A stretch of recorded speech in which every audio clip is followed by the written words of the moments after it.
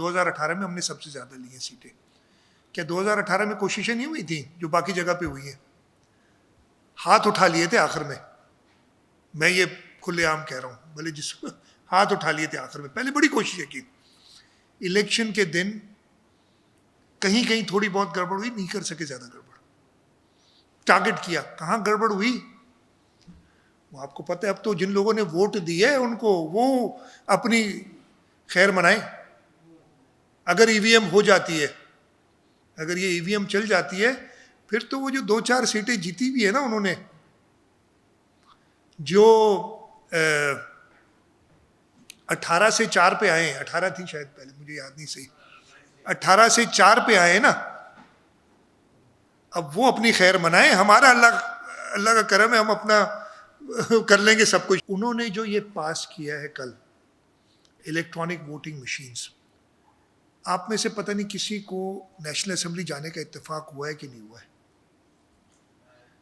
Gallery में बैठे होंगे, मैं गैलरी में बैठा हूँ और मुझे इत्तेफाक में नेशनल असेंबली का मेंबर कह की नहीं रहा, लेकिन मैं हॉल के अंदर भी 2 बार बैठा हूँ। वो पार्लियामेंट्री कमेटी की जो मीटिंग है, तो मैंने जाके डेस्क वेस्क देखे और देखे, उसमें 3 बटन लगे हुए थे सामने।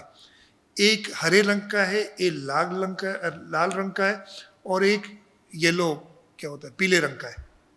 3 बटन। मैंने कहा ये क्या है? देखा बड़े बड़े बोर्ड भी लगे हुए उधर, एक पे आईज लिखा है, एक पे नोज लिखा है। मैं ये क्या है? कहते जब कोई बिल पेश होता है, मैंने पूछा उधर से क्या होता है, जब कोई बिल पेश होता है तो अगर आप उस बिल के फेवर में होते हैं तो आप हरा बटन दबाते हैं, तो आपका फेवर में वोट काउंट हो जाता है। अगर आप किसी बिल के फेवर में नहीं होते, आप लाल बटन दबाते हैं, आपका नोज में काउंट हो जाता है, आपके नाम के साथ सबको पता चल जाता है मैंने कहाँ वोट किया। और अगर आप अनडिसाइडेड हैं, you want to abstain, you don't want to vote, तो आप तीसरा बटन दबाते हैं, वो पीले रंग का, तो एब्सटेन वाली लिस्ट भी अलग आ जाती है कि इन्होंने कहीं वोट नहीं किया। मैंने कहा बड़ा अच्छा है, जबरदस्त है। मैंने कहा ये चलता कभी? कहते नहीं चला आज तक नहीं चला। इलेक्ट्रॉनिक वोटिंग मशीन्स इस मुल्क के 10 करोड़ लोगों के लिए ये वोटिंग कराएंगे। अपने 342 लोग जो अंदर हाउस में बैठे होते, उनकी वोटिंग इलेक्ट्रॉनिकली नहीं करा सके आज तक। वो बटन लगे, मैं तो बड़ा खुश हुआ। मैंने कहा इतना अच्छा है यार ये सिस्टम।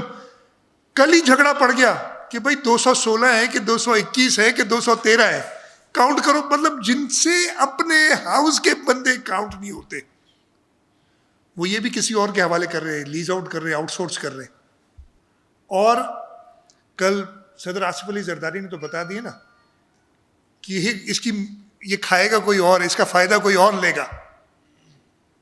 असल में प्रॉब्लम ये है जो मैंने इधर कहा ना कि प्राइम मिनिस्टर और ऑथराइज्ड क्या है पर्सन, ये ऑथराइज्ड पर्सन कौन है ये ढूंढना पड़ेगा हमें, इसलिए ये खुद तो नहीं सोच सकता इतना।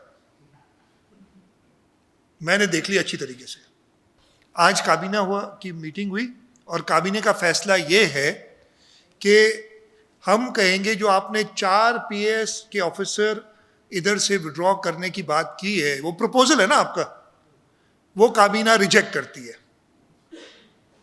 जो 4 अफसर आप भेज रहे हैं वो काबीना एक्सेप्ट करती है, और उसके साथ साथ काबीना ये कह रही है कि 44 और जल्दी से भेजो या प्रपोजल भेजो ताकि हम उसको कंसिडर करें या एक्सेप्ट। मैं फेडरल गवर्नमेंट को और एस्टेब्लिशमेंट डिवीजन को वार्न करता हूं, ये प्लीज आप लिखें कि झगड़ा मेरे साथ है, झगड़ा हुकूमत सिंध के साथ है, इस सियासत में इन्वॉल्व ना हो, उन अफसरान को आप तंग ना करें।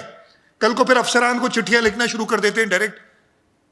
अगर आपने लड़ना है तो आप सिंध काबीना से लड़ें।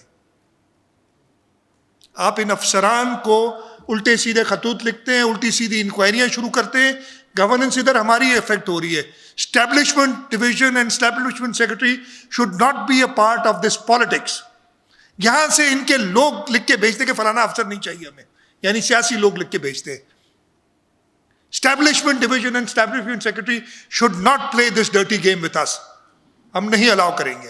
Don't undermine the province. इस सूबे का खाते हो, इस सूबे पे पलते हो, इस सूबे के बड़े बड़े ओहदों पे बैठते हो और इस सूबे की बुराई करते हो। मेरे से तो भाई 3-3.25 साल हो गए, 3 मीटिंगें की हैं और इसके अलावा कोई कंसल्टेशन एज सच नहीं होती, एक उसमें बैठते हैं। अच्छा, उसमें लिखा हुआ है कि द प्राइम मिनिस्टर और इज नॉमिनी और इज क्या है असाइंड पर्सन, ये authorise person and the chief minister और इज ऑथराइज पर्सन। मैंने किसी को ऑथराइज नहीं किया, मेरे से खुद बात करें या प्राइम मिनिस्टर साहब करना चाहे वो करें।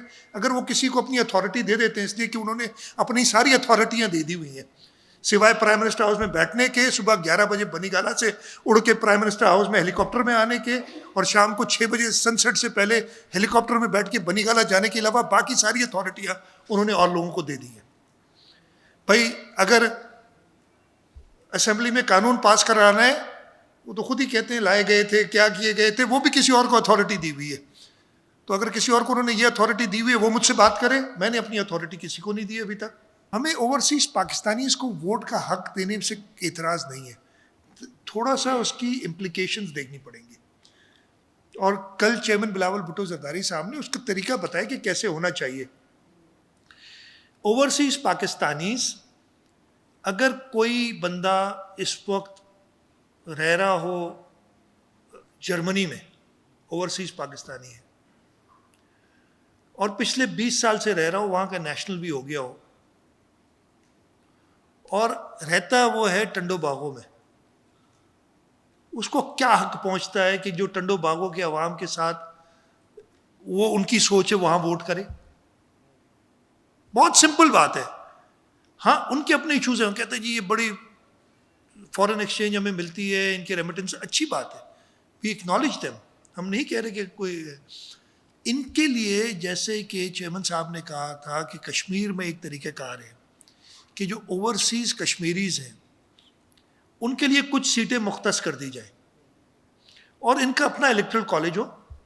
लेकिन अगर बेटा पाकिस्तान में मुराद अली शाह को वोट देना है, अगर वो इलेक्शन में खड़ा होता है, तो तुम्हें आके 7 तहसील में रहना पड़ेगा।